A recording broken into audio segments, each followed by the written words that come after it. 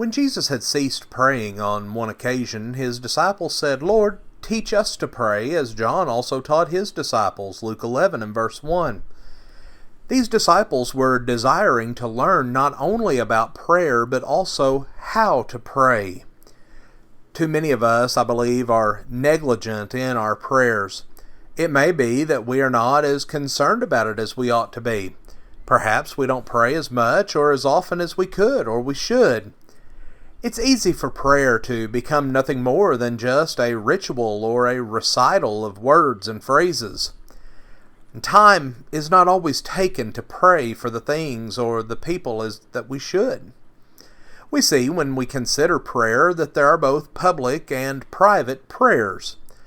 We will be discussing each of these types of prayers as we go through our lessons on the subject of prayer over the next several days. But first, let's begin by answering the question, what is prayer?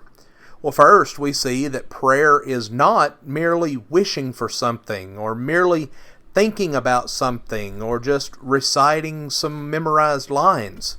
Prayer is our means of communicating with God, as Jesus revealed in Luke 18, verses 10 through 14. It is the act of communicating the thoughts of man to the infinite mind of God. We express our heart's desires to God when we pray, Romans 10 and verse 1. But also we see some statements that discuss the subject of prayer.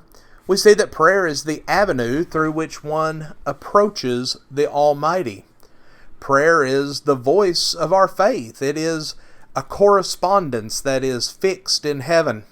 And prayer is so simple. It's like quietly opening the door and slipping into the very presence of God.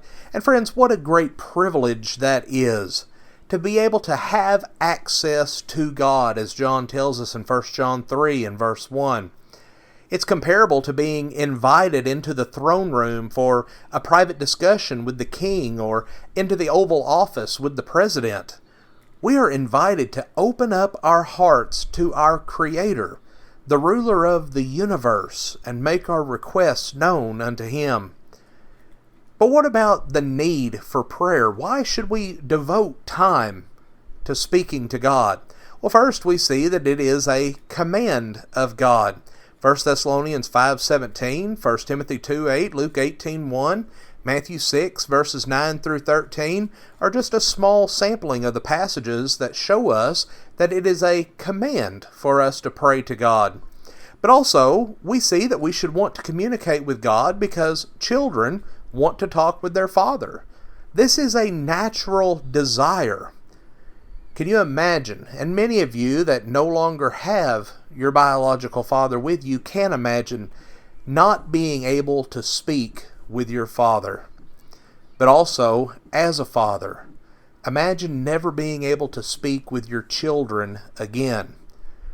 We would want to seize every opportunity that we have. And so we should want to pray to God because we get to speak with our Father. But also, as revealed in Matthew chapter 7, verses 9 through 11, we should want to pray because God is concerned with our wants and with our needs. He's not so far removed from man that He doesn't care about the struggles that we face. In fact, He cares so much for us that Luke 12, verse 7 says that even the hairs of our head are numbered. But also, we should want to pray to find grace to help in time of need, Hebrews 4 and verse 16. Because we are human, we do have times when we are weak, when we are frail, and we're dependent upon the assistance of God's divine power. We stand in continual need of God's care and protection. This is why the Apostle Paul said to pray without ceasing, 1 Thessalonians 5:17. This suggests something about a continual need that we have. Who does not recognize that he can't make it without God's help?